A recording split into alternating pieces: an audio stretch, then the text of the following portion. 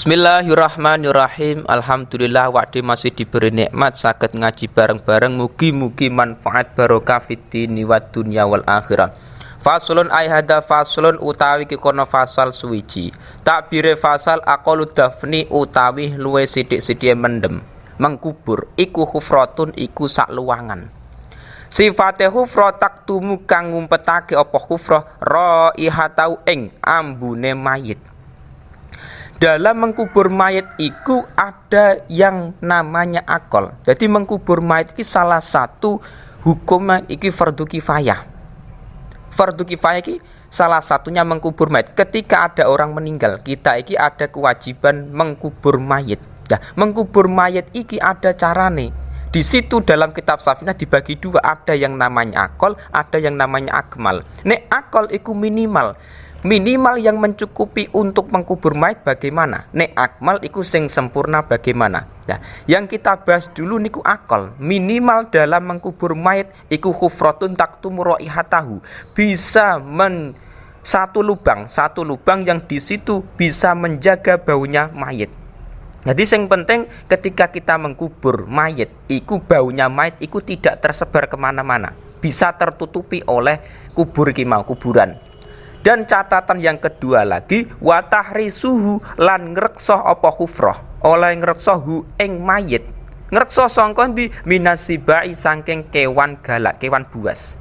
Catatan kedua, ketika kita mengkubur mayit yang di situ sing penting tidak diganggu oleh binatang buas. Jadi kuburan ini iki harus bisa menjaga dari hewan buas. Jadi catatannya dua. Yang pertama, ketika kita mengkubur mayat di situ bisa menjaga, bisa menutupi baunya si mayat. Jadi baunya mayat tidak menyebar kemana-mana. Yang kedua di situ bisa menjaga dari hewan buas. Nah, dua catatan iki minimal dalam mengkubur mayat. Iku menurut kitab Safinah. Nah, misalkan kita kepengen mengkubur mayat secara akmal, sing lebih sempurna. Sunai bagaimana? Wa akmaluhu utawi luweh sempurna nedafen mengkubur iku komatun iku sak dedek. Wa bastotun lan sak pengawe.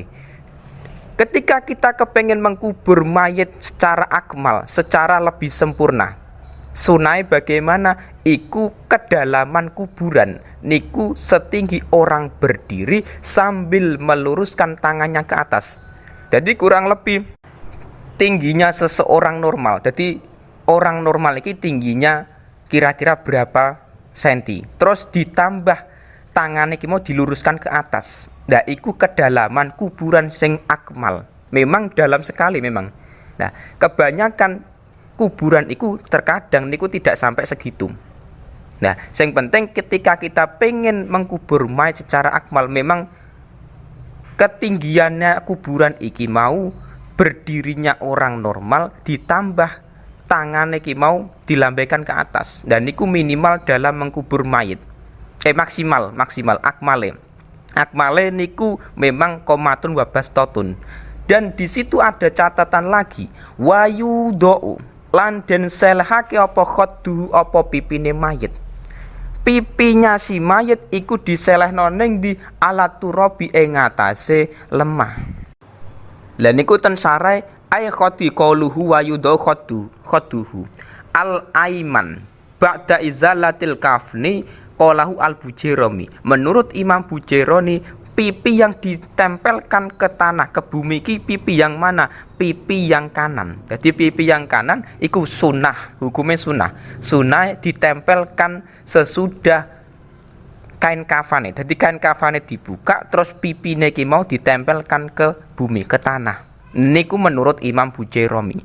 Dan iku hukumnya tidak wajib, hukumnya sunnah. Wa yajibulan wajib apa taujihuhu apa madhepake mayit, madhepno ning di ilal kiblati maring kiblat. Ketika kita mengkubur mayit iki hukumnya wajib menghadapkan si mayit. Jadi mayat dihadapkan ke arah kiblat niku hukumnya wajib. Jadi misalkan kok mayat, tapi umumnya dalam Indonesia iki memang kebanyakan masyarakat Indonesia mengkubur mayat iku kepalanya berada di arah berada di arah selatan. Jadi kepalanya di arah utara ya, utara. Kepalanya di arah utara terus dihadapkan ke kiblat. Nah, niku kebanyakan mayoritas masyarakat Indonesia iku ketika mengkubur mayit iku kepalanya berada di arah utara terus dihadapkan ke arah kiblat mayit iki mau. Nah, tetapi misalkan kok di situ kepalanya berada di arah selatan terus dihadapkan ke arah kiblat, miring ke kiri, niku tetap boleh, tidak haram. Nah,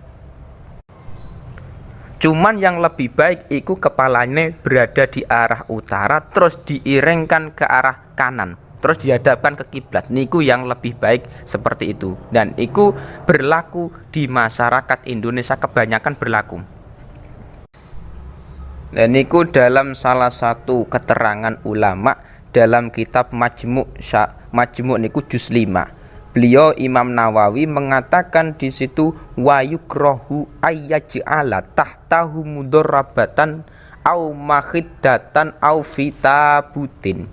Nah, ini permasalahan kita ketika nantinya mayit iki diletakkan di atas ranjang. Ketika mayit di bawahnya itu diletakkan kasur atau ranjang atau bantal, atau di situ diberi peti. Jadi ini terkadang berlaku di masyarakat. Jadi mayit dikubur, iku permasalahan di situ pipine si mayit tidak langsung nempel ke tanah, ke bumi, tetapi terhalang oleh kasur atau bantal atau peti. Dan itu hukumnya bagaimana? Itu hukumnya dimekruhkan. Wayukrohu, makruh, tidak nyampe haram. Niku memang dalam kitab-kitab lain ketika memang tidak ada hajat. Nah, karena apa alasan di situ? 5 ru'yaan Umar radhiyallahu anhu. Jadi ada suatu riwayat dari Umar radhiyallahu anhu, sahabat Umar. Annahu qala, beliau mengatakan, sahabat Umarku, idza anzaltumuni, ketika engkau kalian ki meletakkanku fil lahdi, dalam liang lahat. Jadi sahabat Umar ini berpesan kepada masyarakat Mekah. Ketika sahabat Umar kok misalkan di situ, ketika sahabat Umar meninggal, niku beliau berpesan fa'afdu bi khatti ilal ardi. Beliau pesannya niku di situ sing penting maka tempelkan pipiku ke tanah. Jadi sahabat Umar sebelum beliau meninggalku berpesan kepada sahabat-sahabat, berpesan supaya ketika sahabat Umar meninggal, menurunkan jenazah sahabat Umar ke liang lahat, ke kuburan. Niku beliau berpesan supaya pipi niku ditempelkan ke tanah. Jadi langsung tidak terhalang oleh sesuatu. Niku pesannya sahabat Umar. Ya. Dan di situ juga ada riwayat wa an Abi Musa radhiyallahu anhu, dari Imam Abi Musa, beliau mengatakan la taj'alu baini wa bainal ardi syai'an.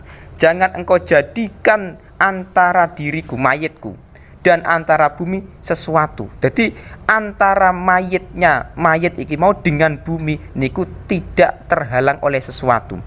Dari kedua riwayat iki, dari perkataan sahabat Umar dan Abi Musa, yang di situ beliau berpesan ketika beliau meninggal, iku jenazah beliau iku jangan terhalangi oleh sesuatu antara dia dengan bumi. Jadi langsung mayat langsung ke bumi, nempel, tidak terhalang oleh sesuatu. Nah, dari perkataan-perkataan beliau, akhirnya para ulama, salah satunya Imam Nawawi, mengatakan ketika seseorang iki mengkubur mayat yang di situ misalkan dikubur dalam peti, atau misalkan dihalang di bawah mayat ki diberi kasur atau bantal. Jadi antara mayat dengan kubur niku terhalang oleh sesuatu.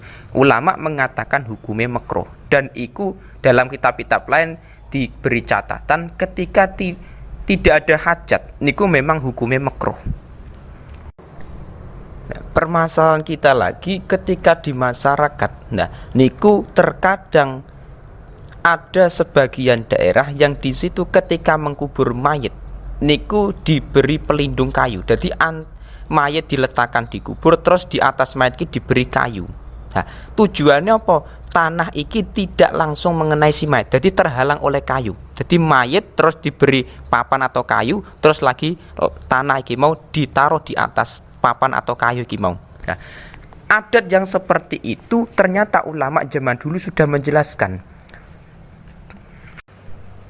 Dalam kitab Hasyiah I'anatut Thalibin, beliau Imam Abu Bakar Syatok menjelaskan qauluhu wa yahrumu dafnu bila syai'in yamna'u wuqu'at turab alaihi.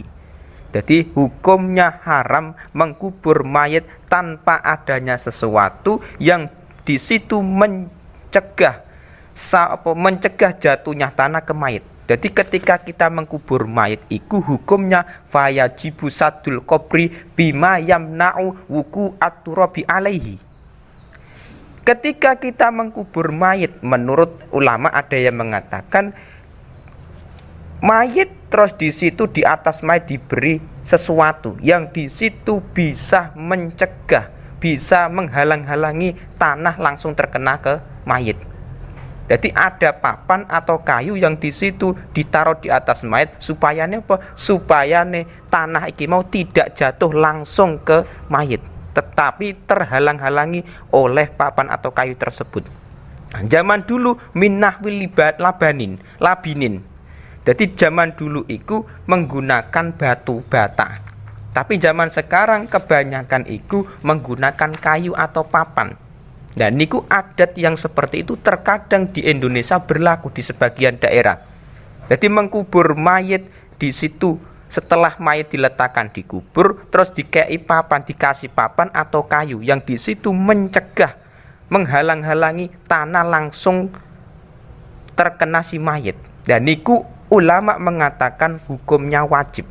Wa ma dzukira min wujubi syaddi wa hurmati adamihi.